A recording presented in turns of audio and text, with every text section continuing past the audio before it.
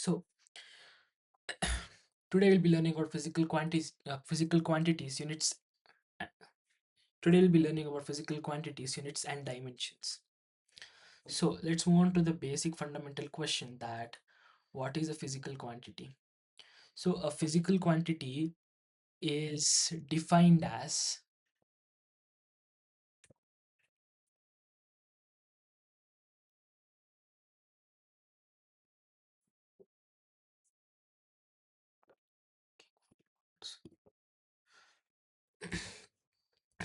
today we'll be learning about physical quantities, units, and dimensions. So moving on to the question that what is a physical quantity? So a physical quantity is defined as a measurable property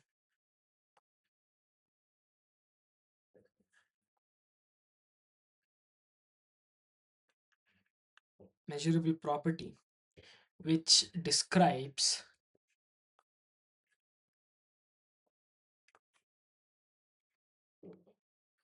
phenomena in physics or anywhere. Let me just write phenomena. So what I mean is, for example, let me take a rectangle. Now I want to know the phenomena, which is how long it is. So I take help of a physical quantity called length, or just want to know how high it is. So I take help of another physical quantity called breadth. In fact, these both are same, but that's another thing. So moving on, as we can see, it's a formal definition for physical quantity. So a physical quantity is defined as a measurable property to explain physical phenomenon in physics. So moving on, so we saw physical quantities like length, etc.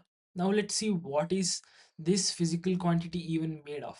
So when I say length, it is denoted by a unit called meter. So if I take an example of 1 meter, so it is made up of two things. One thing it is its numeric value, and the other thing being its unit. As I mentioned before, meter is its unit. So what is its numeric value? Its numeric value represents represents the magnitude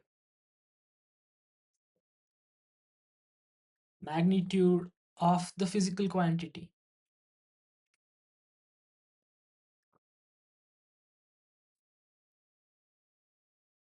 And shortly we'll be learning about units.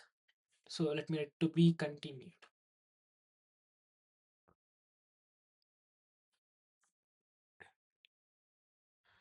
So let's move on to the next topic, types of fundamental units, or types of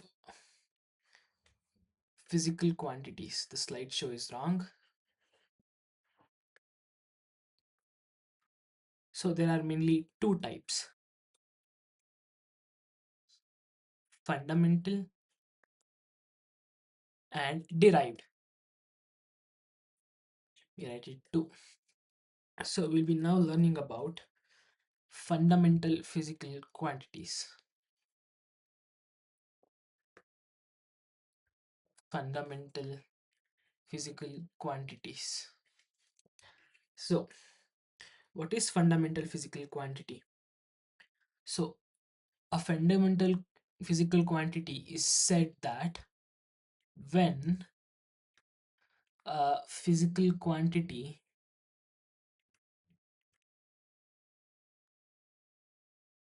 when a physical quantity is independent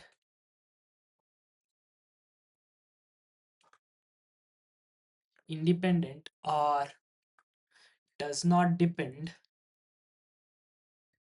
or does not depend on any other any other physical quantity for its existence. When I say these are independent of any other physical quantity and they are self sufficient, they can be said as self sufficient.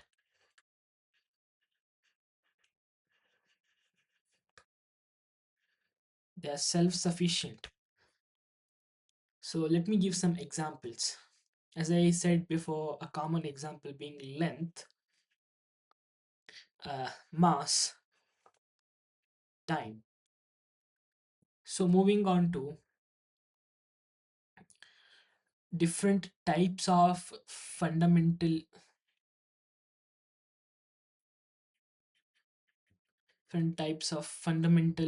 physical quantities. Okay, the first one notably being length, mass. There are basically seven main types. Just forgot to say that there are just seven main types. The first one being length, mass, time. Fourth one being temperature.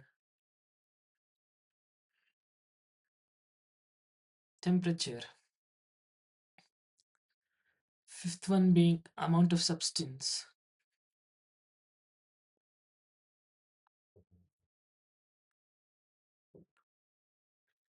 The sixth one being current, and the seventh one being luminous of intensity.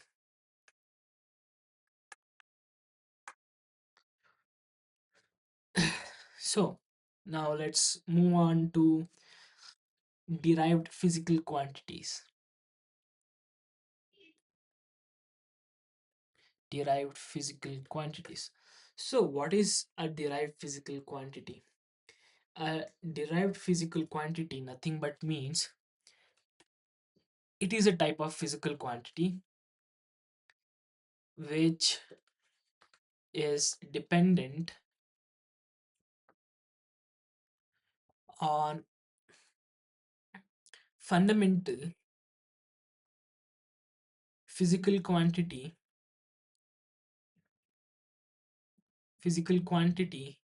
for its existence.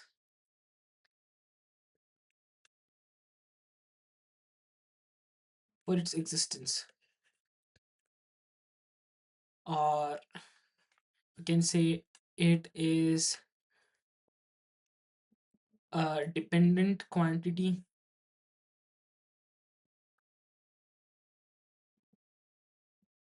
It's a dependent quantity. So let me take an example and explain. So let me take an example of volume as I took before. So when I say volume, we know that it is nothing but length into length into length, which is equals to length cube. So as we know that it being a derived physical quantity, it is depending on a fundamental physical quantity called length. If I go back to the previous slide, we know here length being a fundamental quantity, and this derived physical quantity called volume is depending on a fundamental physical quantity called length. So hence this shows that derived physical quantities are dependent quantities. They don't have their own independent existence. So moving on to what are units. So let me change the pen color. Okay, moving on to what are units. So a unit is said to be, or we can define a unit as a standard. It is a standard uh, which is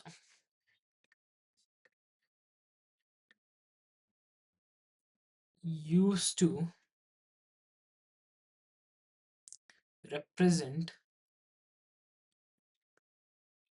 represent a physical represent a physical quantity. So when I say a unit, it is always with respect to that physical quantity only. Physical quantity only. It is not applicable to it is not applicable to other physical quantities.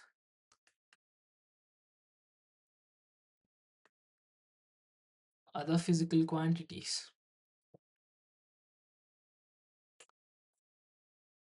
So if I if I were take to if I were able to take an example, let me take a simple example of length. As I said before, it is meter. So moving on to types of units, or there were different types of units, or what we can say that easily, or we can say it as different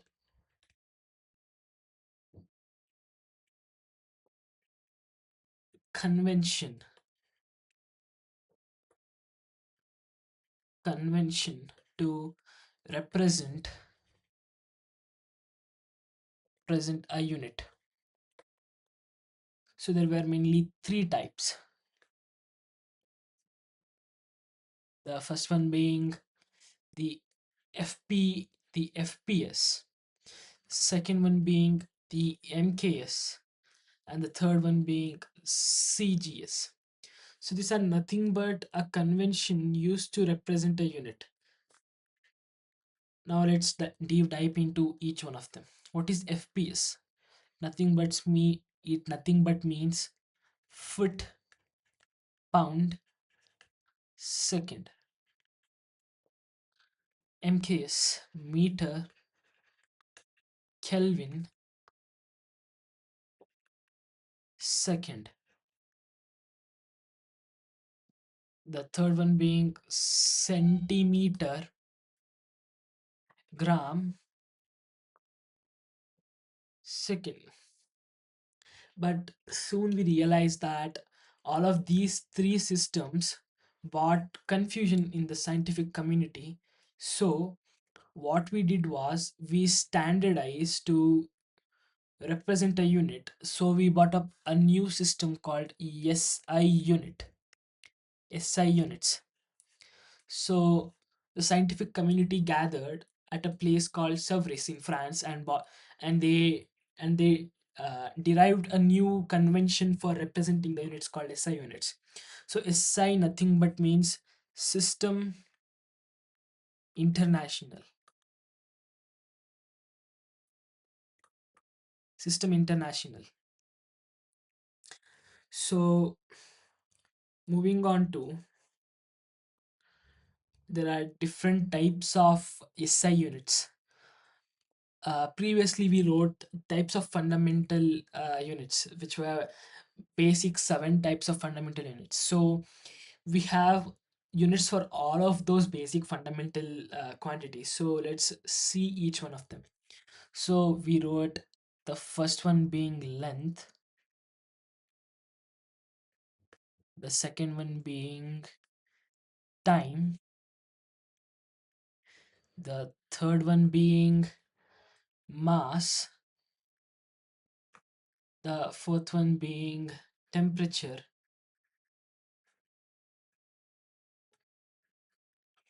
the fifth one being amount of substance, amount of substance, the sixth one being current, the seventh one being luminous of intensity.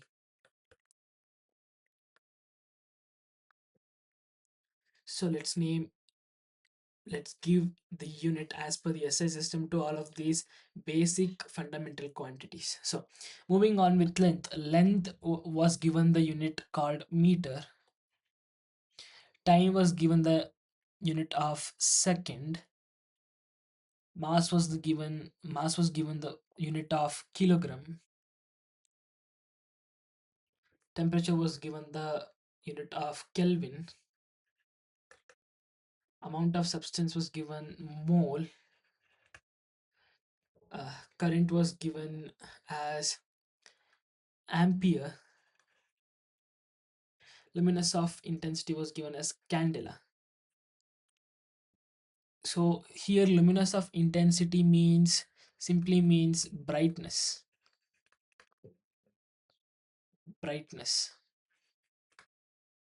So amount of substance means, so when I take this ball, so how much atoms are there in it is called as amount of substance.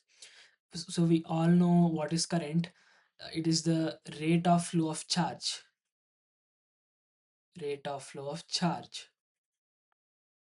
So temperature nothing but means measure of hotness or coldness. Okay, now let's don't deep dive to all of this cause this will take a lot of time and these come under different topics. So let's move on to the other part of derived units under SI system. So let me take some examples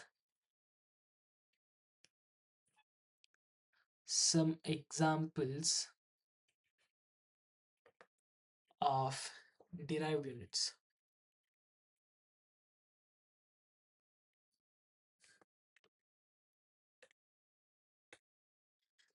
First one being simple example called pressure. So pressure was given the derived unit of Pascal, PA. So what is pressure? Pressure nothing but means force per unit area. So for example, I have a paper here.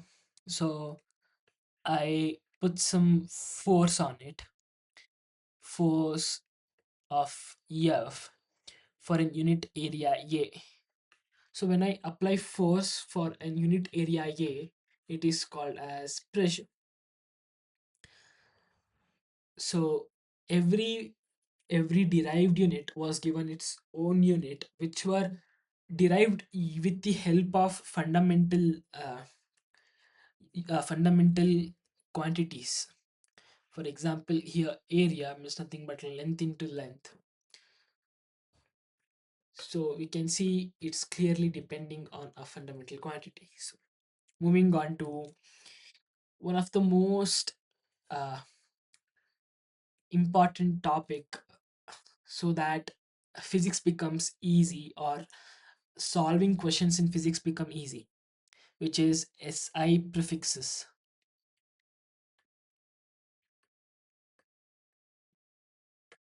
This is a topic which is neglected a lot in physics, but this helps us to solve problems easily.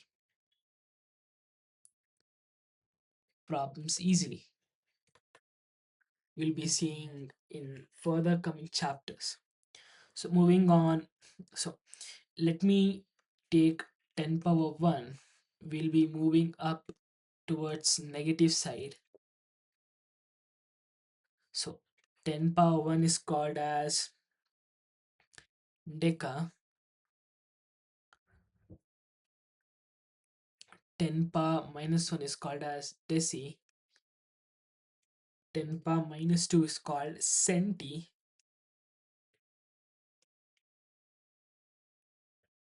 10 power minus 3 is called milli. Moving on, 10 power 10 power minus 6 is called micro. 10 power minus 9 is called as nano. And 10 power minus 12 is called pico.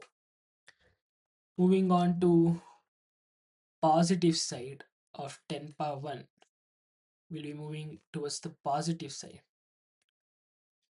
So we know it's deca. 10 power 2 is nothing but hecto. So 10 power 3, which nothing but means kilo. 10 power 6 mega. 10 power 8 giga. And 10 power 12 tera. So I have mainly taken the most important SI prefixes which we commonly use in physics. We might have not, I might have not written all the SI prefixes out here, but believe me, these are some of the most important ones. So moving on to properties of units. So this nothing but tells, this nothing but tells when we can call something a unit. So this tells when we can call something as a unit. So the first point majorly being they must be well defined. They must be well defined. So what does this exactly mean is they should have a particular definition. As I was able to explain uh, what is mole, what is candela. So they have their own standardized definition. So we must be able to give all of the standardized definition, and hence we can call something a unit. Moving on to the second point, they should be easily available. They should they should be easily available. What does this exactly mean is that I should be able to remember all the units so that I do not get confused. There shouldn't be confusion. And the third most important, and the most important of them all, that they should be accepted by all.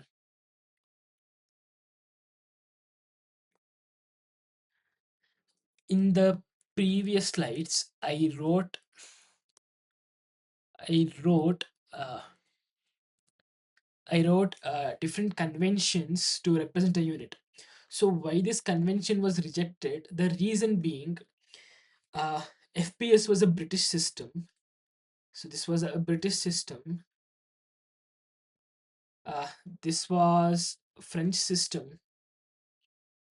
So scientists from both the countries had an argument that their convention was right, and it brought a lot of confusion among scientific community when there are three things and we are able to represent physical quantity or a unit in all of those three ways. That brings considerable confusion to all the scientists and who are even studying.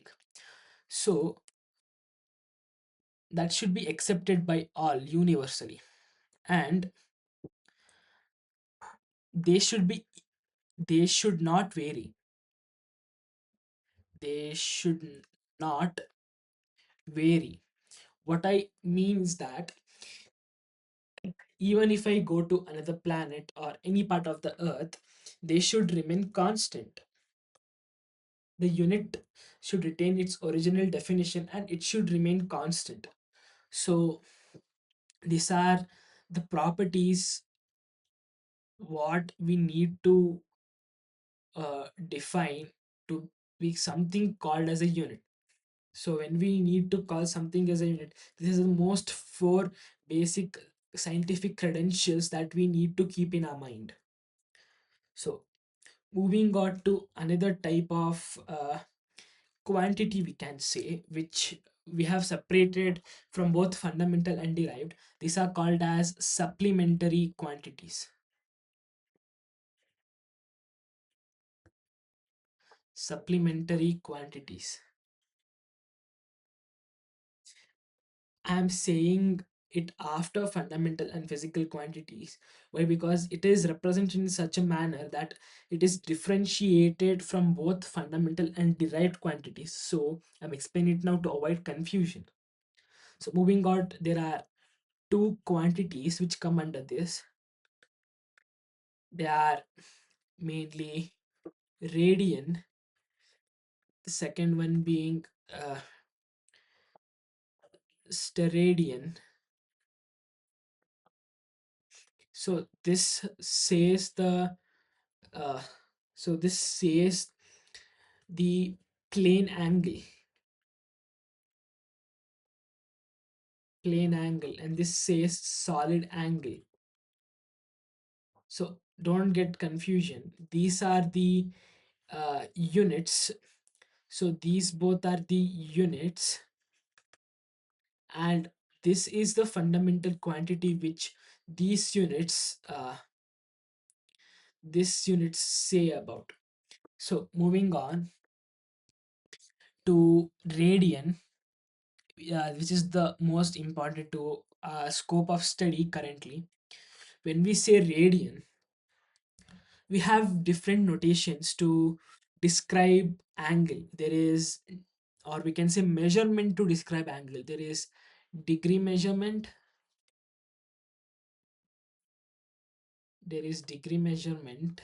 and there is radian measurement.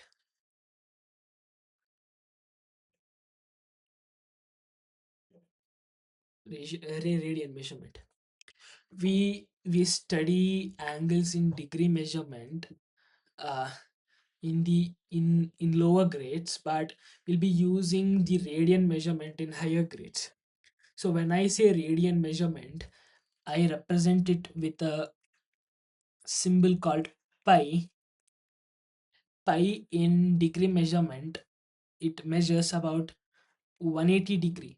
So when I say 1 pi, it means that it measures an angle of 180 degrees.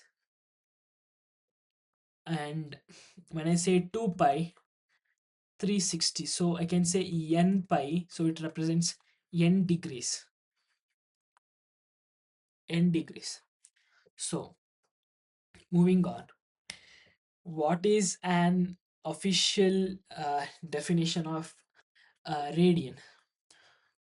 So we can define 1 radian. So when I take a unit circle, and when I take its center O, and when I draw radius of length r, and another length r, another radius r, and and so we are defining 1 radian. So let me change the color.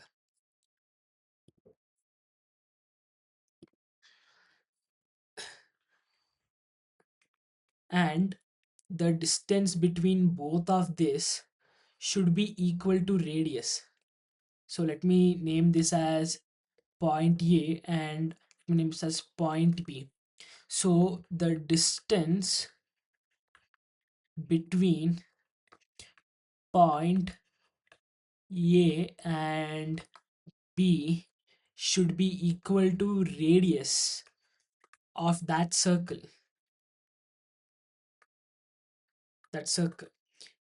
When this condition is applied, and the angle between the angle between A and B is said to be 1 radian. When we apply this condition, when we satisfy this condition, so we can define radius as and radian as it's the angle between two given points A and B such that the distance between A and B is equal to the radius of that given circle, and the angle between A and B is said to be 1 radian. So in the upcoming part 2 we'll be learning about a new topic under the same chapter called as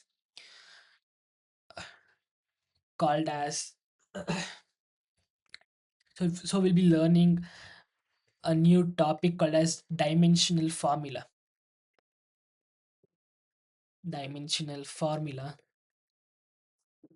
how to write it,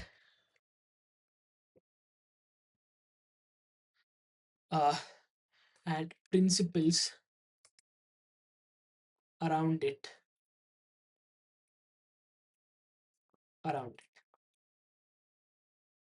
Thank you.